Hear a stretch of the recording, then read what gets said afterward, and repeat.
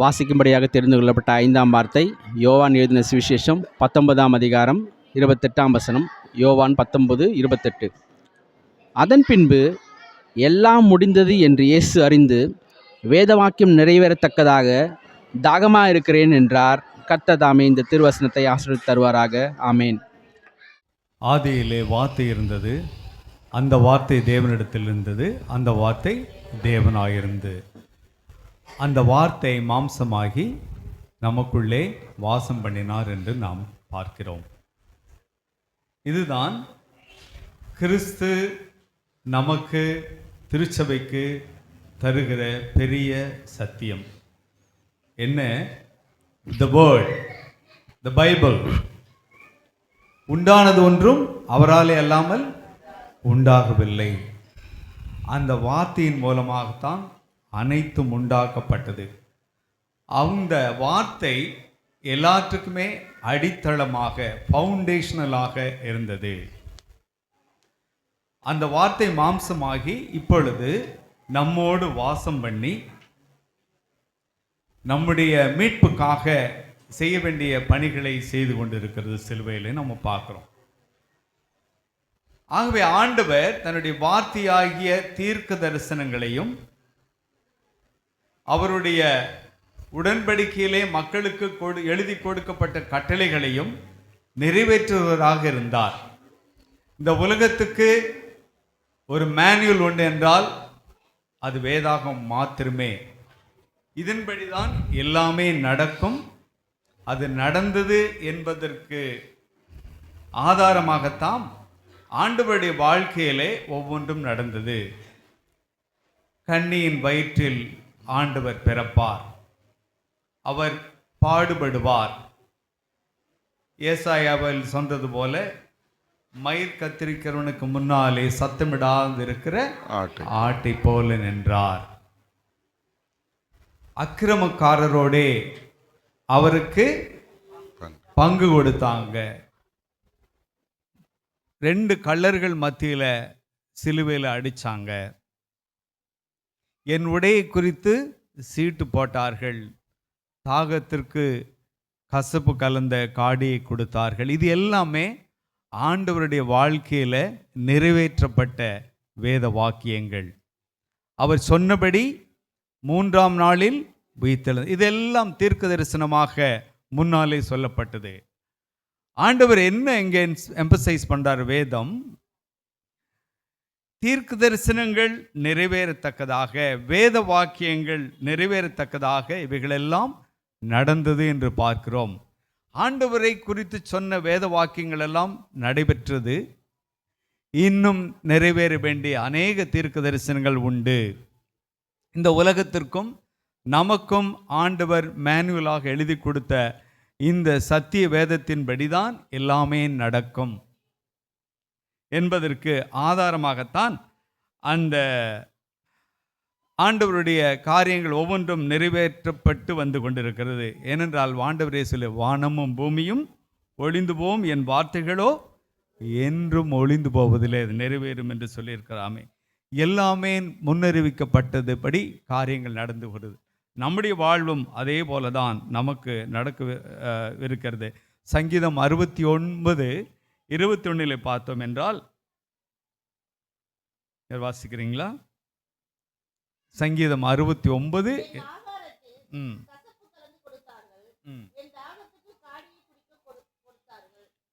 இதுதான் இந்த தீர்க்க தரிசனம் நிறைவேறத்தக்கதாக ஆண்டவர் இங்கே தாகமாயிருக்கிறேன் என்று சொல்லுகிறார். முதலாவது வேத வாக்கியங்களை நிறைவேற்றத்தக்கதாக எல்லாம் முடிந்தது என்று தேவன் அறிந்து இயேசு கிறிஸ்து தாகமாயிருக்கிறேன் என்று சொல்லுகிறார். வேத வாக்கியங்களை நிறைவேற்றுவதற்காக, தன்னை குறித்து இந்த உலகத்திற்கு ஆண்டவர் எழுதி கொடுத்த ஒவ்வொரு தீர்க்க தரிசனம் நிறைவேற வேண்டும் என்பதற்காக ஆண்டவர் இந்த தாகமாய் இருக்கிறேன் என்று சொல்லுகிறார். இது தான் பட்ட தாகம். நாம் தெரிந்து கொள்ள வேண்டியது, இந்த சத்திய வேதம் உண்மையா, எனக்கு உண்மையா, இதன்படி தான் உலகம் நடக்குமா? Everything will going to happen according to the what is written in the word of God. இப்பொழுதும் கூட நம்ம இந்த சயின்டிஃபிக் உலகத்துக்கு இந்த வேதம் பொருந்துமா அப்படின்னு சொல்லுவோம். வெரி மச் ரெலவெண்ட் டு தஸ். எவ்வளோ காலத்தில் நம்முடைய நாகரிகம் இல்லாமல் பேனா பென் இல்லாத காலத்தில் எழுதப்பட்டவங்கெல்லாம் இன்னும் உண்டுமா? உண்டு என்றால் திஸ் இஸ் அ கம்ப்ளீட். இதுக்குள்ள ஒருத்தர் சேர்த்தவும் முடியாது, ஒன்று நீக்கவும் முடியாது. ஆண்டவர் கம்ப்ளீட்டாக கொடுத்துருக்கார். இப்போ கூட நம்ம எல்லாரும் சயின்ஸ் நம்ம பிள்ளைகளாக படிக்கும்போது ஆர்டிஃபிஷியல் இன்டெலிஜென்ஸ் படிக்கிறோம். உலகம் is heading towards AI, one world one order. அதன் மூலமாக ஒரே உலகமும் ஒரே சட்டங்களும் வரப்போகிறது அப்படின்னு அதில் நம்ம வேதத்தில் வாசிக்கிறோம். ஆன்டி கிரைஸ்ட் வரப்போகிறான்னு சொல்லி பார்க்குறோம். இதெல்லாம் எப்படி நம்பர் மூலமாக நடக்கிறன்னு சொல்லியிருக்கிறான். அந்த நம்பரை புத்தி உள்ளவன் கணக்கு பார்க்க சொல்லியிருக்கிறான். 666 AI, artificial intelligence. The final war going to be between the man made and God made. God made us. கடவுள் நம்மை உருவாக்கினார். நாம் உருவாக்கிற கம்ப்யூட்டர், நாம் கண்டுபிடித்திருக்கிற artificial intelligence is going to wage war between God made and man made என்றால் வேதத்தில் வாசிக்கிறோம். அதற்கு மனுஷரை கொலை செய்யத்தக்கதாக அதற்கு அதிகாரம் கொடுக்கப்பட்டது. இன்னொரு முறையில் பார்க்குறோம், அவர்கள் ஒவ்வொரு வரிசையில் போனாலும் விழாது. Robotic war. This all already foretold. This all happening. அது மட்டும் இல்லை, ஆண்டவர் இந்த யுத்தங்களின் செய்திகளையும் நீங்கள் கேள்விப்படுவீர்கள், ஆனாலும் முடிவு வராது. இதெல்லாம் வேதனைகளுக்கு ஆரம்பம் என்று சொல்லிக்கிறார். ஆண்டவர் இன்னும் சொல்ல நிறைவேற்றப்படாத காரியங்கள் நம்முடைய வாழ்க்கையில் நிறைவேறும். ஆண்டவராய் இயேசு கிறிஸ்துவுக்கே இந்த வாக்குத்தத்தங்களெல்லாம் நிறைவேறி கொண்டு வந்தால் இந்த உலகத்துக்கென்று ஆண்டவர் குறிக்கப்பட்ட வேத வாக்கியங்கள் ஒவ்வொன்றும் நிறைவேறி தேரும். ஆண்டவர் திரும்ப வரப்போகிறார். ரகசிய வருகை போகிறது. இரண்டாம் வருகை இருக்க போகிறது. 1000 வருடம் அரசாட்சி இருக்க போகிறது. அதற்கு பின் சாத்தானுடைய விடுதலை இருக்க போகிறது. உலகம் எழுதும் ஆன்டி கிறிஸ்டினாலே ஆளப்பட போயிருக்கிறது. அந்த 7 முத்திரைகளுக்கு அந்த 666 முத்திரைக்கு நீங்களாங்கி இருக்கிறவர்களுக்கு ஆண்டவர் கொடுத்திருக்கிற வாக்குத்தத்தங்களெல்லாம் நடப்போகிறது. கடைசியில் பரம எருசலேம் வரப்போகுது. மணவாளன் மணவாட்டி சந்திக்கிற காலம் வரப்போகிறது. இதெல்லாம் நடக்கும். இயேசு கிறிஸ்துவ வாழ்க்கையிலேயே இவைகளெல்லாம் நிறைவேறின என்றால் இன்னும் நிறைவேறாத வசனங்கள் எல்லாம் கட்டாயமாக நம்முடைய வாழ்விலே நிறைவேறும். ஆகவே ஆண்டவர் வேத வாக்கியங்களை நிறைவேற்றுவராக இருந்தார். 2வது முறை பார்த்தார், அவருடைய உண்மையாலுமே சரீர தாகம் பெற்றவராக கர்த்தர் இருந்தார். சங்கீதம் 22:15 பார்க்கும்போது என் நாவு மேல் வாயோடே ஒட்டி கொண்டது என்று பார்க்கிறோம். ஏன் இதெல்லாம் பட்டுச்சு?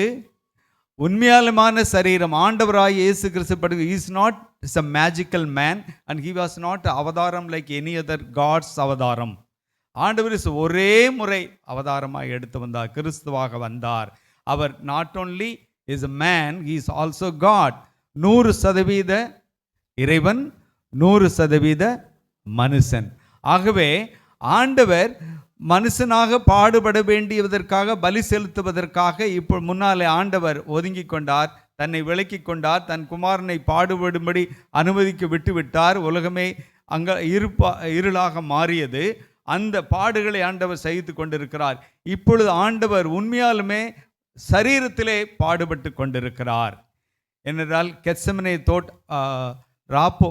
இறுதி ராப்போஜனத்தில் இருந்து அவர் கெத்செமனே தோட்டத்துக்கு பின்னால் வந்து கடைசி வரைக்கும் அவர் அரெஸ்ட் பண்ணி கொண்டு வந்து சிலுவையில் அரைஞ்சு இந்த சிலுவையிலுக்கு போவது காடியை போக வரைக்கும் அவருக்கு ஒரு சொட்டு தண்ணி அவர் யார் கொடுக்கப்பட்டது என்று நாம் பார்க்கல. ஆனால் சிலுவையில் அறைவதற்கு முன்னால் கூட அவருக்கு காடியை கொடுக்கும்போது அதை வாங்க மனதில் இருந்தார் என்று அவரை ஏற்றுக்கொள்ளவில்லை. ஆனால் இந்த முறை ஆண்டவர் தாகமாக இருக்கிறேன் என்று சொல்லும்போது கடற்காலனை தோய்த்து அவருக்கு நீட்டி கொடுக்கும்போது அதை வாங்கி கொள்ளுகிறார். ஆண்டவருடைய சரீர தாகம் எப்பேற்பட்டது கொடுமை என்று தெரியும். ஆண்டவர் சொல்லும்போது லாசர்கிட்ட அந்த கணவான், அந்த பணக்காரன் கேட்பான், அந்த விரல் நுனியில் ஒரு சொட்டு தண்ணி எனக்கு வேணும். அந்த உண்மையான சரீர வேதனையை கர்த்தராகிய இயேசு கிறிஸ்து நம்முடைய பாவங்களை மறிப்பதற்காக பாவங்களை தீர்ப்பதற்காக தன்மேலே ஏற்றுக்கொண்ட அந்த உண்மையான சரீர பாடுகளிலே ஏற்றுக்கொண்டார். பாடுகள் இல்லாமல் நமக்கு crown இல்லை. where there is no cross there is no crown. ஆகவே ஆண்டவர் அதன் வெற்றி வீரராக சிறப்பதற்காக தன்னுடைய சரீரத்தை வேதனைக்குள்ளாக உள்ளாக்கி கொண்டார். இது நாம் பட வேண்டிய இடத்துல ஆண்டவர் அதை எடுத்துக்கொண்டார். இதைத்தான் பார்க்கிறோம் எபிரேயர் 2ஆம் அதிகாரத்தில். அவரும் அவர்களைப் போல மாம்சத்தையும் இரத்தத்தையும் உடையவரானார். மரணத்துக்கு அதிகாரியாகிய பிசாசானவனை தனது மரணத்தினாலே அழிக்கும்படிக்கு கிறிஸ்துவாக ஆண்ட கடவுளாக அவர் மரிக்கவில்லை. அவர் 2ஆம் ஆதாமாக வந்தார்.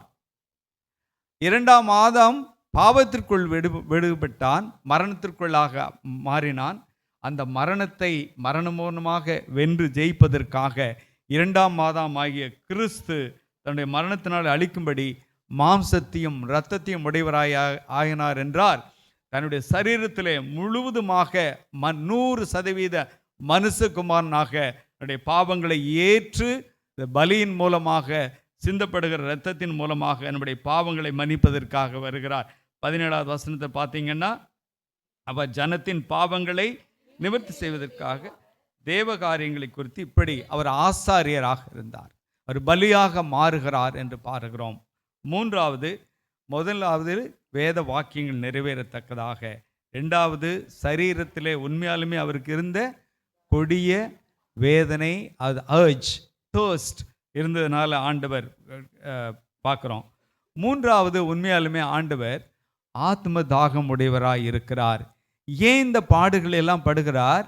ஆண்டவர் சொல்லும்போது, ஆண்டவரும் போதகராகிய நானே இவைகளை செய்யும்போது நீங்களும் ஒருவருக்கொருவர் இதை செய்யுங்கள் என்று சொல்லுகிறார். ஆண்டவர் தன் சரீரத்திலே நான் பாடுபடுகிறேன், நீங்களும் அதை பாடுபட வேண்டும் என்று முன்மாதிரியாக ஆண்டவர் வைத்து சென்றிருக்கிறார். எதற்காக? நான் சிலுவையிலிருந்து சர்வலோகத்தின் பாவத்தை நிவர்த்தி செய்வதற்கு பலியாக மாறிட்டேன்.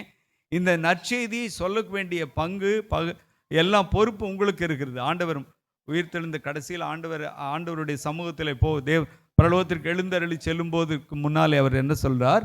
உலகமெங்கும் போய் நீங்கள் எனக்கு சர்வ சிருஷ்டிக்கும் சுவிசேஷத்தை பிரசையுங்கள், இதை செய்யுங்கள் என்று சொல்கிறார். ஆண்டவரும் போதகருமாய் ஆண்டவரே அவ்வளவு சிரமப்பட்டு இருக்கிற காரியங்களை நம்ம பார்க்கும்போது அந்த சிரமம் நமக்கும் உண்டு, பாடுகள் நமக்கும் உண்டு. அந்த பாடுகள் இல்லாமல் நமக்கு ஆண்டவருடைய ரட்சிப்பு இல்லை. ஆண்டவர் எப்படி மக்களை பற்றி ஆத்ம பாரம் உள்ளவராய் இருந்தாரோ அதே பாரத்தை நாம் பெற்றுக்கொள்ள வேண்டும்.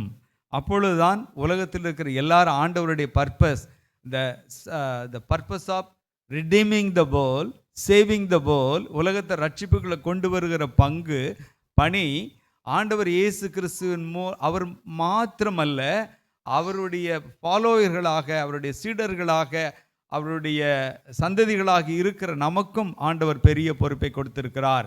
இந்த ரட்சிப்பு பூரணம் அடைவதற்கு ஆண்டவர் நம்மை சார்ந்திருக்கிறார், திருச்சபை சார்ந்திருக்கிறார், என்னை சார்ந்திருக்கிறார். ஆகவே தான் அந்த எபிரேயரில் 2ஆம் அதிகாரம் 18ஆம் வசனத்தில் சொல்லும்போது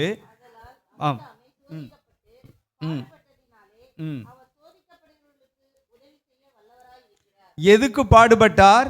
உலகத்தின் ரட்சிப்புக்காக பாடுபட்டார்.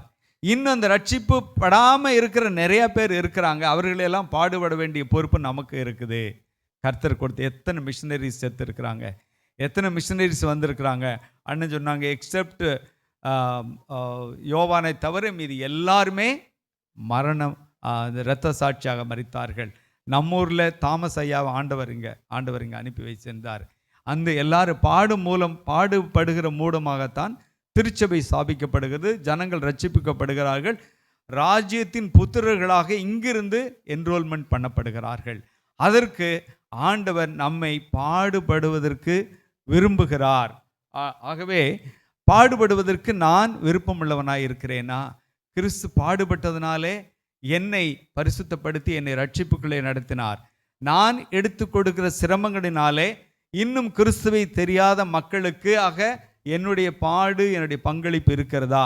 இப்போ இந்த உலகத்தில் எல்லாமே கிறிஸ்துவுக்கு எதிராக வரும்போது துணிந்து கிறிஸ்துவ சமய மக்கள் எழுந்து நிற்க பாடுபடுறதுக்கு நாம் விருப்பம் உள்ளவர்களாக இருக்கிறோமா? இப்போ ஆன்டி கன்வர்ஷன் பில் எல்லா இடத்துல இருக்குது.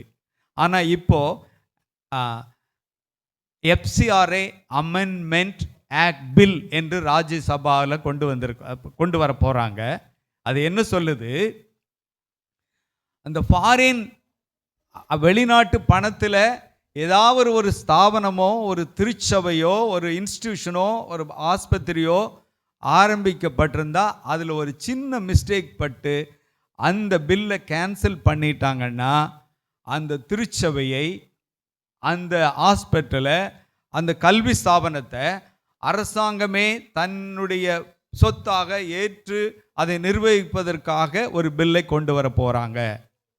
இந்த பாடு வரும்போது நம்முடைய திருமண்டலங்களில் இருக்கிற இடங்கள், நம்ம RC சர்ச்சு, CSI சர்ச்சு, மற்ற AG மற்றும் எல்லா பக்கத்தில் இருக்கிற இந்த CMC போன்ற பெரிய ஸ்தாபனங்கள், லயோலா போன்ற கல்லூரிகள், இவைகள் எல்லாமே they are all become in a very ரொம்ப vulnerable situation. இந்த பாடுகளுக்கு உட்படுத்துவதற்காக இப்பொழுது பயங்கரமான மெஜாரிட்டியாக இருக்கிற இந்த BJP அரசு இப்பேற்பட்ட திட்டங்களை கொண்டு வருகிறது. இது கிறிஸ்தவர்களுக்கு பாடுகளை கொண்டு வருவதற்கு ரெடியாக இருக்கிறாங்க. அந்த பாடுகளை ஏற்று அதை எதிர்த்து செய்வதற்கு திருச்சபைக்கு ஆண்டவர் அழைப்பு கொடுக்கிறார். இப்போ அந்த பாடுகளை படும்போது நான் எப்படி படுவேன் அப்படின்னு இல்லை, அது ஆண்டவர் சொன்னார். அவர்தாமே சோதிக்கப்பட்டு பாடுபட்டதுனாலே சோதிக்கப்படுவர்களுக்கு உதவி செய்ய வல்லவராயிருக்கிறார்.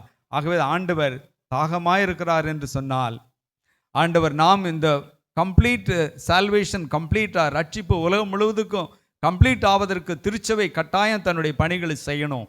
அதற்கு பாடுகள் இருக்கும். கிறிஸ்து மாதிரியாக தன்னுடைய பாடுகளை அவர் தன்மையிலே சரீர பிரகாரமாக ஏற்றுக்கொண்டார். அவர் வல்லவராக வெற்றி சிறந்தார். தனக்கு முழுவதுமாக இறைவனுக்கு ஒப்பு கொடுக்கும் போது, இப்பொழுது நாமும் கூட கிறிஸ்துவுக்கு பூரணமாக ஒப்பு கொடுக்கும் போது நமக்கு பாடுகள் உண்டு. அந்த பாடுகளை குறித்து பயப்பட வேண்டியதில்லை. நீ படப்போகிற பாடுகளை குறித்து எதுவும் கவலை இல்லாமல் இருந்தால் ஆண்டவர் சொல்றாரு. ஏன்னா உதவி செய்வதற்கு வல்லவராயிருக்கிறார். இந்த வல்லமையான தேவன் மாதிரியாக நமக்கு தீர்க்கதரிசனங்களை நிறைவேற்றினார். ஆத்ம உண்மையாலுமே அவர் பாடுகளை பட்டார். மற்றவர்களை குறித்து பாரம் உள்ளவராய் கர்த்தர் இருந்தார். இந்த மூன்றும் நமக்கு தேவை. இந்த வேதத்தை எத்தனை பிள்ளைங்க ஒதுக்கி வச்சிட வேண்டாம். முக்கியமாக நம்ம பிள்ளைங்களை சொல்கிறோம், ஏஏயில் இருக்குது, ஆர்டிஃபிஷியல் இன்டெலிஜென்ஸ் எல்லாமே வருது. நான் எழுத சாட் GPT போட்டால் எல்லாமே எழுதுது, அதெல்லாம் வரும். இதெல்லாம் மனுஷன் உண்டாக்கி வச்சது. It's going to against man, நமக்கு எதிராக வரப்போகிறது. ஆனால் இந்த வேதத்தை நம்பும்போது, இதன்படி வாழும்போது கர்த்தர் வெற்றி சிறந்தது போல நாமும் வெற்றி சிறப்போம். கர்த்தர் நம்முடைய வேத வாக்கியங்களை நிறைவேற்றுவதற்காக தாகமுள்ளவராயிருந்தார். உண்மையாலுமே அவர் பாடுபட்டதுனால தாகமுள்ளவராயிருந்தார். நமக்கும் வேண்டிய ஆத்தும தாகத்தை நமக்கு கொடுப்பதற்காக, மற்ற ஆத்துமாக்களையும் ரட்சிப்பதற்காக ஆண்டவர் தாகமுள்ளவராயிருக்கிறார். கர்த்ததாமே இதை உணர்ந்து நாம் செயல்பட்டு கர்த்தர் நம்மை அங்கீகரித்து அவருடைய பாடுகளுக்கு ஆக்கும் வாய்ப்பை நமக்கும் ஆண்டவர் தர ஜெபிப்போம். கர்த்ததாமே இந்த வசனங்களை ஆசீர்வதிப்பாராக.